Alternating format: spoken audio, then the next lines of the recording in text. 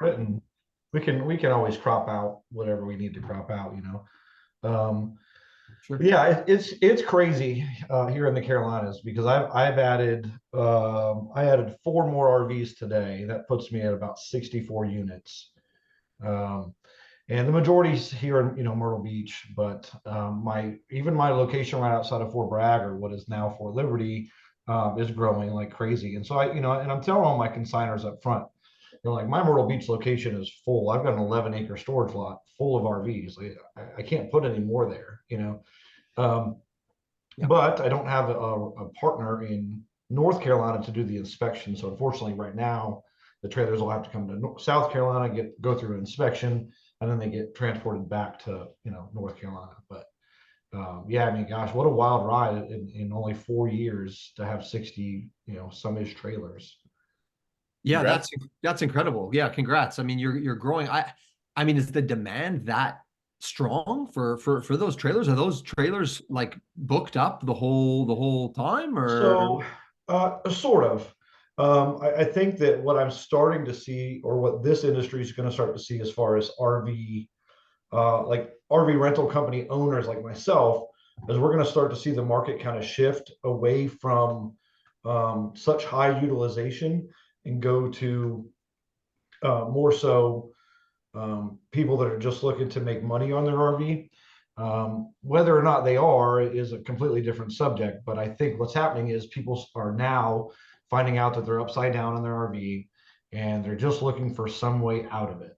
And obviously, the way out of it is not negative equity. The way out of it is to have someone else manage it, right? And so you get big players like myself. There's a one other company that's down here that's a pretty big player, and you trust them because they're well established, and they've got the numbers to prove it, and the rental history and the reviews, and they've got the marketing, and they've got the outreach to kind of to be able to maintain it. And that's where we're at right now. However, across the 60 some odd units that we have right now, with the exception of the four I listed today, I don't have anything that has not booked, which seems kind of wild to me. Right. But also my motorhomes, they definitely book the least, whereas my fifth wheels probably book the best. That's Isn't that just different? I mean, that's the demographic of the market because it's completely the opposite from pretty much everywhere else across Yeah, the country, right? So yeah. And truth be told, I don't know that I'll do the drivables much longer. I'll probably sustain with what I have. But there's just not a market for it. In fact, a lot of people, what they want to do is they want to rent one in North Carolina, my drivable stuff, and they want to bring it to my South Carolina location. And I'm like, well, that's fine, but if you want to do that, then just rent a trailer. It's cheaper. You know, it's ultimately the customer's dollar, but I don't see a reason to spend $3,000-4,000 on a week and a half rental on a motorhome where you could spend $1,000 on a trailer. And again, not that I yeah, would if talk they're just anybody going to out of it. park it. Yeah, but it's just and some people just want the experience of driving in RV, and I get that. I understand that 100%. You know, Right. um, ironically, the motorhomes in my Myrtle Beach location book better than my location that's not at the beach, which is, well, I think that would be different. In my mind, that's reversed, because you would think that in Myrtle Beach we're already a destination, so you wouldn't take a motorhome from here and go to wherever. You would go Yeah. from somewhere else and come here. Yeah. But that's not the case. And maybe it's just a lot of locals, but everyone's like, oh, we'll meet you in Myrtle Beach. We're going to Wyoming. Okay. So Yeah. it's just I've got a odd. question, It's just odd. Thomas. I've got a question for you, if you Yeah. don't mind. What is the typical demographic? I know on average, who's renting from you? Like, are they families? Are they Yeah. So couple? they're typically grandma, grandpa, older families with grandkids. That's my motorhome demographic. The trailers are typically a family of four, usually husband, wife, two kids. Um, Very rarely do we get outside of that demographic. The only time that changes is in my North Carolina location, because I work really exclusively in North Carolina with a horse park, mainly because people are towing their trailers and they've got to have somewhere to go. They're already towing a trailer with their horses in the back, and the nearest hotel is 30 miles away. So, Right. they've got 30, 40 campsites on site. So we put them in there. So the horse park demographics a little bit different. You usually have a mom and a daughter team, or a dad and a daughter team, or you got a trainer with like 6 riders and they want a big trailer, you know. But So, yeah, and those it's people a, are, go yeah, sorry, ahead. go ahead. No, No, no, finish go your ahead. thought. Sorry. Well, no, I was going to say like those. So you've got 2 locations essentially where they're both of those locations are sort of more destination park, you know, where people are coming. The RV's already set up. You're delivering the RVs to a lot of these Correct. locations, Correct. right? The Yeah, and beach I location in Myrtle, and then the horse, the yeah, equestrian stuff in North Carolina. yeah, and I think that as this business progresses and we hire more employees, I think that we're better off to do delivery only. Um, and I'll tell you why. When you've got 2 or 3 trailers, keeping track of everything is not a big deal. You know, maybe you grow into 5 or 10, but again, tracking is not a huge deal. But when you're talking about a scale of 20, 30, 40, 50, 60 trailers, and you've got to know where every moving piece of equipment is, that's a lot to keep track of. Especially when someone says, we're going to Ohio, we're going to Tennessee, we're going to California, we need 3 dropped off here. You know, I would prefer that we do our logistics and keep the area tighter. In fact, we just shortened, I guess, our delivery range. It was 100 miles. We just knocked it down to 50 miles per location. Um, it's we've You'll deliver within 50 miles of correct. your location? Yep. Okay. Yeah, for free. For free. We'll do deliveries pretty much anywhere, but for free, we're going to do 50 miles. Oh, okay. I got you. That's And obviously you're those parks, like your park in South Carolina is 50 miles from where Correct. you are, Yeah, right? You're correct. not on site though at the park, are you? No, no, no. So we have a location right outside of North Myrtle Beach in a little town called Little River. We're kind of centrally located between like Myrtle Beach and Holden Beach, which is kind of big areas down here. Um, you know, and that's where our office is located. Our storage is a little bit different, but we track it from our office location because we do offer Okay. walk-up rentals. You know, somebody could just walk to the office or drive into the office, grab the keys to an RV, and off they go. We do offer that. Okay. So that would be a pickup, a quote unquote, Correct. a Yeah, pickup yeah, and rental. that would be more motorhome style than it would be obviously trailers. Um, but you know the what got me into starting this conversation with my wife was we were talking about the motorhome deals, and I said, you know, I said here's what terrifies me is that someone rents this RV and they take it all the way to, let's say, the Grand Canyon, and that thing breaks down, right? And so now what do we do? Because they all the you know the renter says, hey, we're out of here. We're going to get a flight home, or we're going to rent a car, and you know, hell They with abandon the RV. Yeah. right. So now not only do I have to get out to the Grand Canyon, I've got to fix the unit. I've got to get to the unit. I've got to fix the unit, and then I've got to bring the unit back.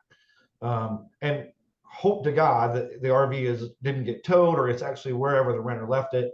And that so we just decided with the scale that we're at right now, it makes more sense for us to hire drivers and offer delivery only on the trailers and not have to have that stress. We know where the trailers are. Sure. We Full have control. tracking units on all the trailers, you know, but that's Yeah. not the point. You know, I would just it's easier to say, hey, we're taking 10 units here, we're taking 5 units there, whatever. We set them up because then it's quality control. You know, they say, oh, you didn't turn on the air conditioning, or you know, the refrigerator wasn't on. Well, we know it was because we did it. You know, we don't Yep. have to answer those late night calls of, hey, the refrigerator isn't cold. Well, it takes 12 hours to get cold. You know, Yeah. we don't have to answer Exactly. the question of, hey, how do I turn on the hot water heater? It's already on, you know. So Right. So all of these all of everyone out there who's watching, who runs a rental business, what you're saying is, you know, you want to maintain control, quality control. You want to eliminate variables, and the way to do that is delivery. The way to do that is delivery and setup, where you have the unit, you bring it to the spot, you set it up, plug it in, make sure the electrical's working, you know, make sure everything's working before the guest arrives. I mean, it's like an Airbnb on wheels that you're right. setting up and Yep. dropping. I respect that a lot. I mean it's a very important piece of business advice because, you know, I mean you're eliminating a lot of the headache, right? I mean there's Yeah. still Oh gonna be yeah. headache. They're RVs after all, Yeah. right? Yeah. So Yeah. I That's suspect definitely the advantage to it you know, besides a potential renter or a renter ripping an awning off, or you know, um, the sink gets clogged because the gray tank's not open or something like that. We can eliminate 99% of customer complaints by just setting it up. Right. I like to do walkthroughs with the customers, when they're there. But the reality is, when we've got 25 deliveries, you're probably not going to see us that day. You know, we've started a few Honest. different things as far as on the RV rental side. And that's, again, something, if RV rental company owners are watching this, not that I want to give away my secrets, but they are good tricks of the trade. The one thing we started was early delivery. So, here's one of my biggest complaints. Hey, Tom, I rented an RV from you. I purchased early check-in from the campground. So how early are you going to drop off the RV? I don't know. I have 10 deliveries that day. It'll be there somewhere between 12 and 3. And the customer's like, well, we paid for early delivery. We should be first. So we get that a lot, believe it or not. That's one of our biggest complaints, even especially with delivery only. When's it going to be there? So what we've implemented is that we added a early delivery option. It's $100 per reservation, and that guarantees you'll be first on the delivery schedule that day. So there's only one available to purchase per day. Right. And if you get it, cool. And if you don't, then it'll be there sometime between 12 and 3. Yeah, exactly. Yeah. The other thing that we implemented, and it's really interesting how it's playing out. So the day before your reservation ends, we set up a Zapier text to automatically message the customer and say, hey, if you'd like to extend one more night, again, if the trailer's available, you can do so now at half price, so half the nightly rate. So what that does is, you're sitting around the campfire the last night of your vacation. You're like, man, we got to go home and unpack, and I got to go back to work on Tuesday. But now I've sent you that text, and you're like, man, we could actually stay another night. We could. Genius. We're going to do it for 50% off. So instead of $200 a night, it's only $100. Why wouldn't we do that? And what that does, that helps us alleviate some of the pickup schedule, because when we have 10, 12, 20 pickups that day, I can get 3 or 4 people to extend for half price. And now my pickups aren't so bad Monday morning, Yeah, makes total sense. Yeah, you stagger it that way. Yep. Yeah.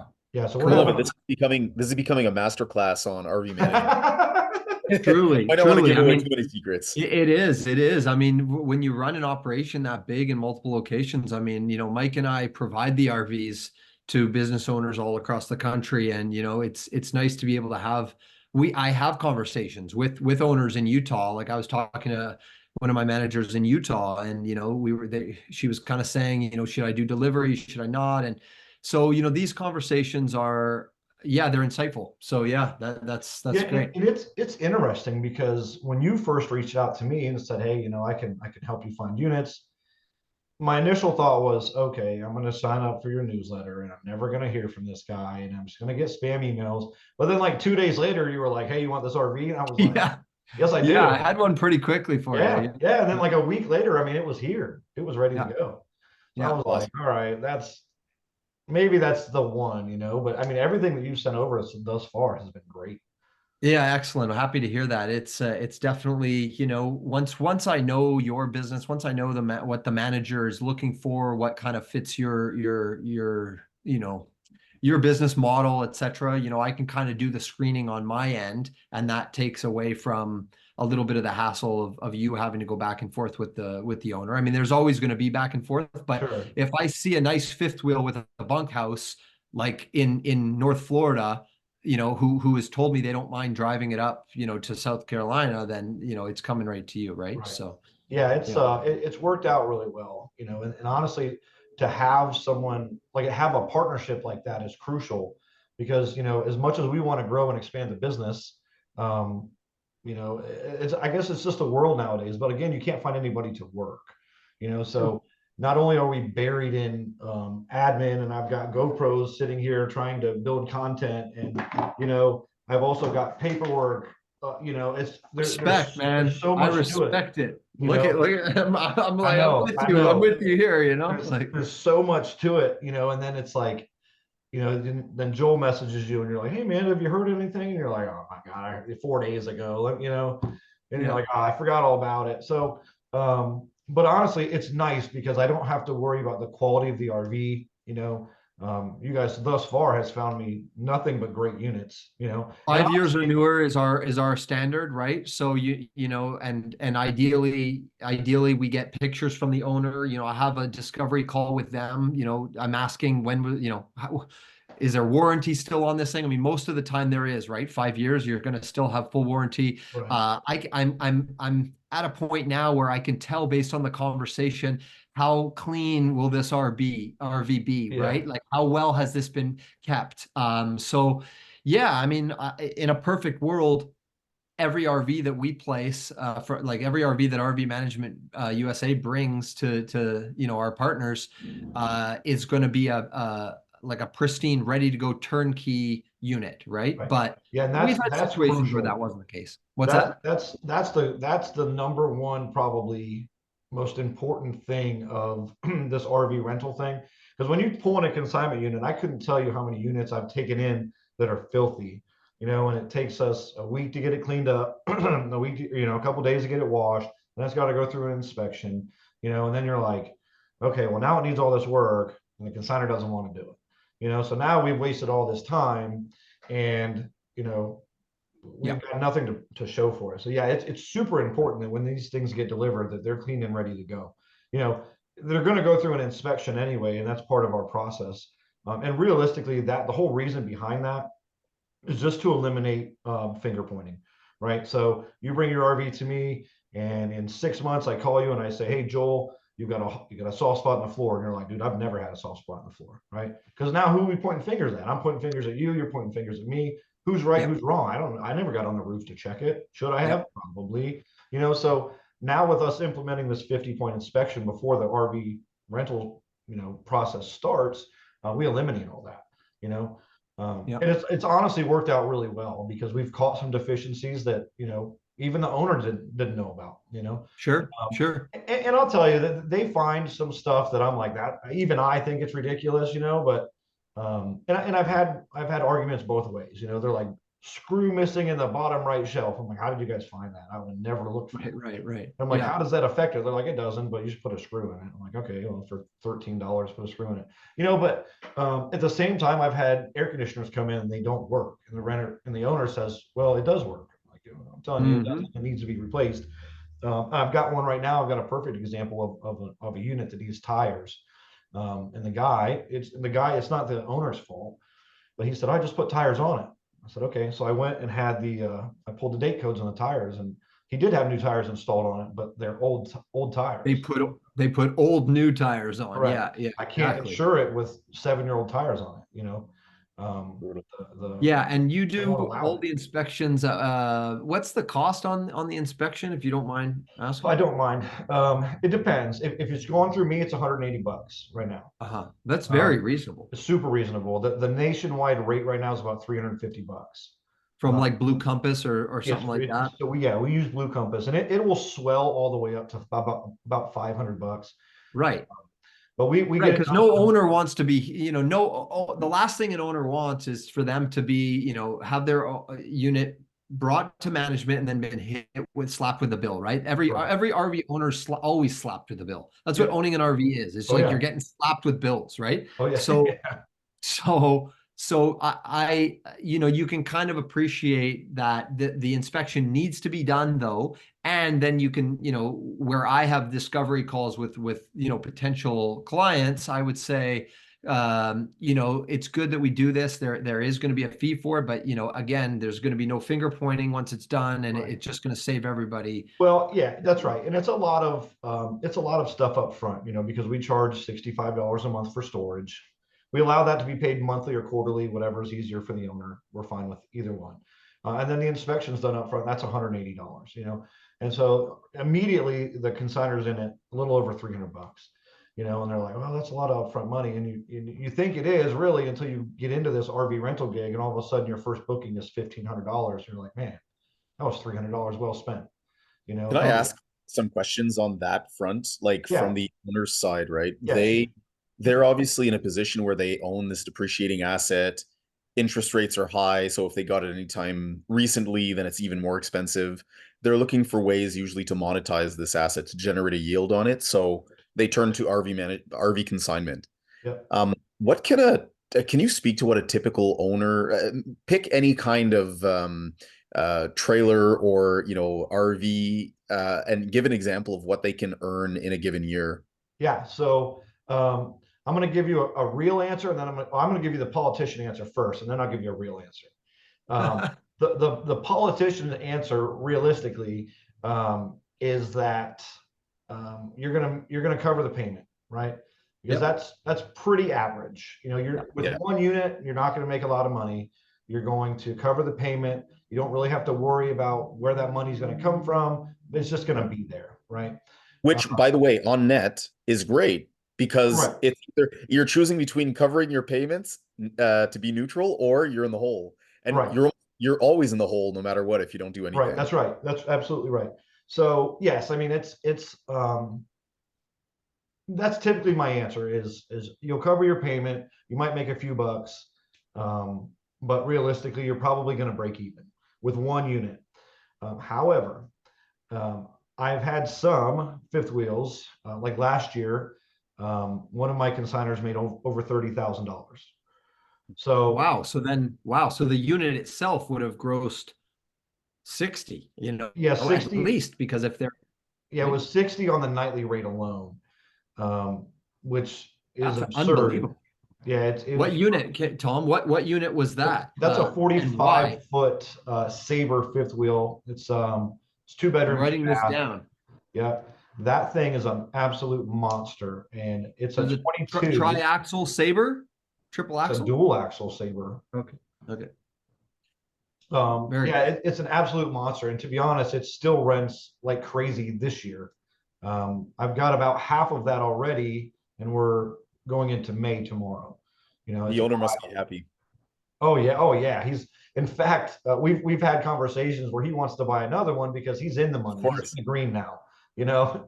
And so, Man, I mean, think about like Tom. I have a lot of experience. I've sold RVs. I know the game. I know from a dealership perspective. I know from a finance perspective. I get it. Where in the world, where in America can you purchase a fifth wheel, the fastest depreciating RV out of all of the RVs? The fifth wheel is the fastest depreciating unit.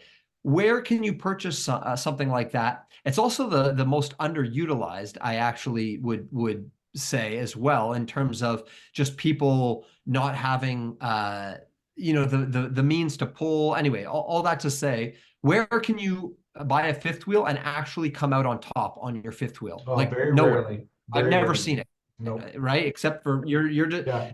you have something going on in South Carolina, North Carolina. You've created a business now where fifth wheel owners are, they're in luck. So So, yeah. and here's an interesting thing too. Um, we've really diversified because when my wife and I left our jobs, our full-time jobs to run this RV rental business full time, my income alone was about $17,000 a month.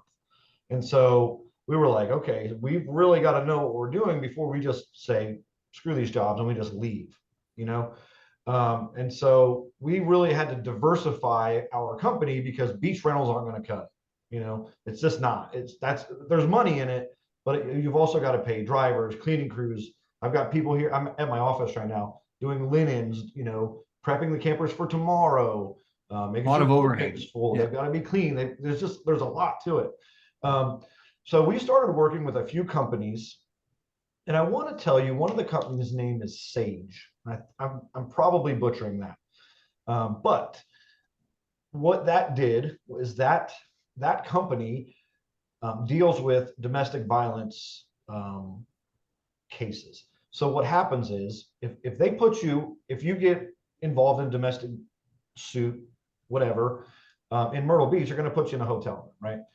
Well, if it's bad enough, you can be Mm. found in a hotel if you want to be found. So what happens is this company puts you in an RV in a campground. No one's going to find you, Wow. for X amount of time until it's resolved. So that was one thing that we did, and that was like super outside the box. In fact, they approached us, but like we No loved it. way.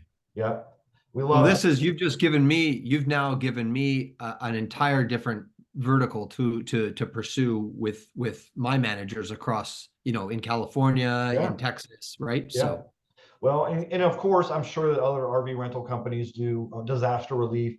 We get a lot of hurricanes and tropical storms here at the beach, so we do a lot with that. A lot with insurance companies.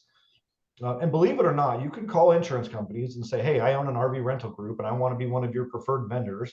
And they'll say, "Well, for what?" And you say, "Well, if someone's house burns down, you know, I can take my RV to their house and I can hook everything up and you guys pay me. And the owner, what's great is that the owners of the property can stay at the property. They can continue to get their mail. They don't have to be sent out into a hotel for weeks on end. No, they get to stay at their property and overwatch everything that's going on.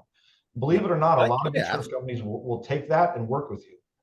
how did you like you identified these opportunities and like a good entrepreneur, you systematically contacted the people that decide who they give contracts out So to? I make it sound a lot easier than it was. yeah, Right. you know Right. it's definitely not just a phone call and they're like, okay, we'll use you now. It's a lot. It's a lot of networking. I mean, as with any, I think with any good business, realistically, one of my ends, I think my ultimate end, um, was I had a buddy that worked disaster relief for FEMA, and he was the one that allocated the money. He was the one that said, yes, money gets to go here, money gets to go there.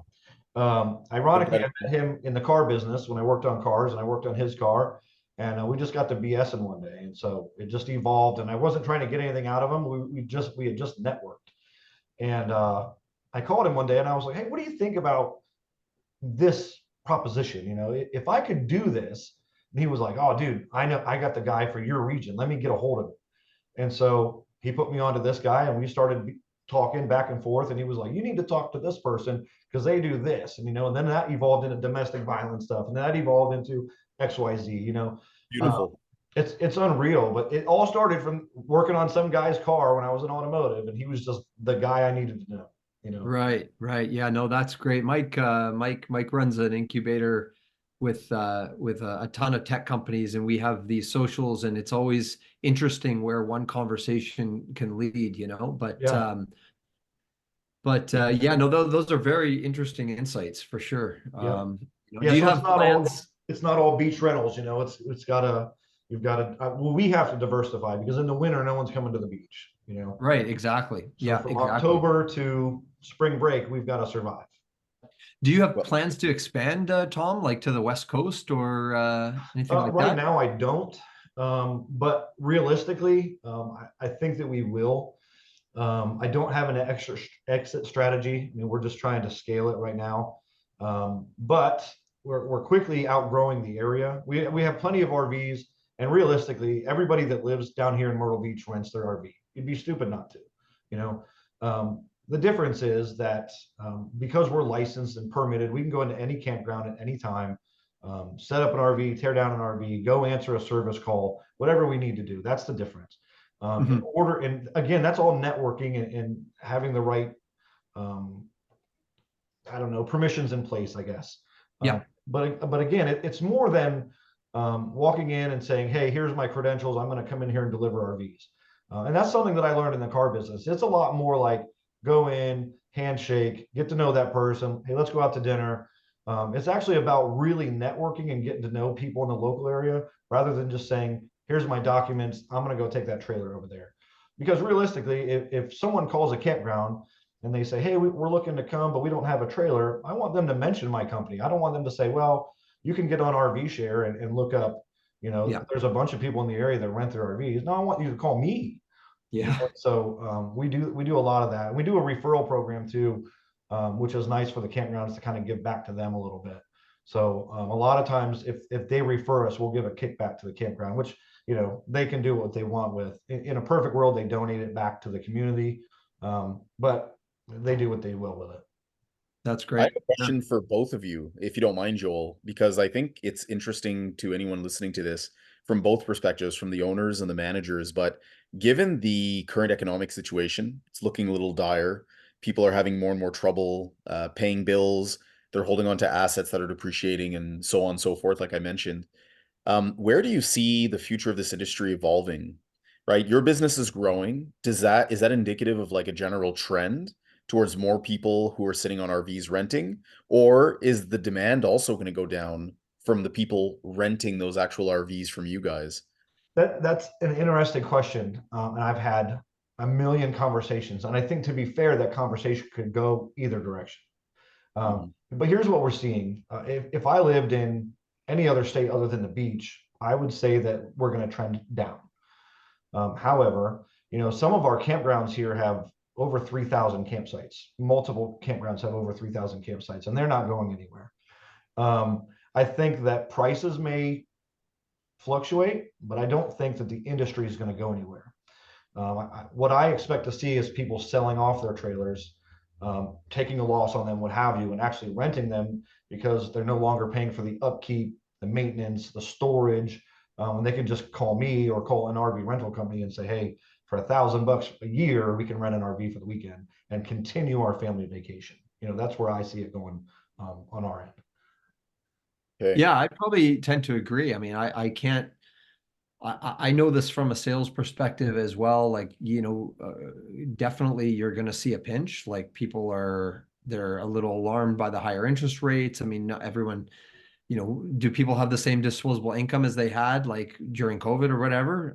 Not really, right? Things are starting to get a little tighter, but like, people are always going to want to camp. They're always going to want to RV. They're always going to want to rent especially if you're, at a nice destination, Myrtle Beach or somewhere popular for tourists. You're Actually, always so going to it's a cheaper vacation than going to I mean, it is, down right? south or Yeah. to So Europe. yeah, so that might actually even balance out when things get tight. The family that usually goes to Europe for a week, well, actually now they're renting a nice, beautiful Class A Newmar that's right at the beach, Right. right? That's right. So Yeah, I mean, you, absolutely. you don't know.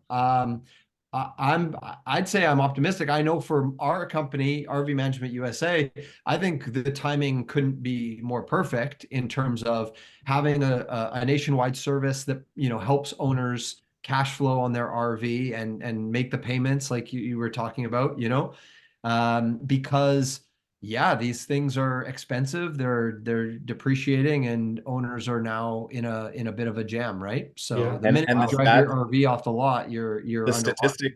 statistic that we saw together is that 5% of the time these RVs are used by their owners on Yeah, average. 20 days a month, 20 days a year or something Yeah, like that. that's my consigners are probably less than that.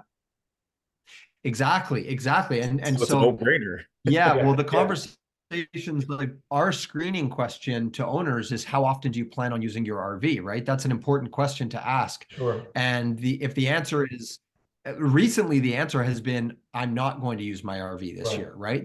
Maybe they've had it for a year or two, they've had their fun with it, and now they're in a position where they just need to help make their payments until they get the camping itch again. I think we That's have right. 3 minutes left Yeah, on the call. it's crazy. Yeah, it's wild, but most of my consigners just say, take it, I'll call you. I do have a few that block out their dates. I have a few that want to rent trailers for me, and of course I'll discount it a little bit for them, but there's still a responsibility there to the consigner and myself. Um, but now we're getting into the kind of the bulk RVs, and I'll try to make it quick so I have a couple minutes left. But there's a big country music fest down here, and I won't name names for reasons, but they just rented 10 fifth wheels from me to go to Charlotte, which is a 3 hour drive. So you can imagine the delivery fee on it. And so we're spending today and tomorrow. I've got drivers running back and forth right now, delivering them. And then October, they want 60 units, which is wild to me. And we quoted them a In pretty October. astronomical number, and they're fine with it. Oc- So, which is Oktoberfest. cool because you're starting to see now other industries getting into it, right? So, what you're starting to see is like, I'll give you an example. Like Post Malone is going to be in one of our trailers this weekend, which is wild because like Post Malone, you would think has an RV and like he is like a tour bus, right? So Right. my question to them was, why doesn't not that I want don't not that I'm turning your money down, but like I'm genuinely Right. curious, like, Why don't you buy one? yeah, like why are you renting an RV for me? And they're like, well, they're not going to sleep in it. They're green screen rooms.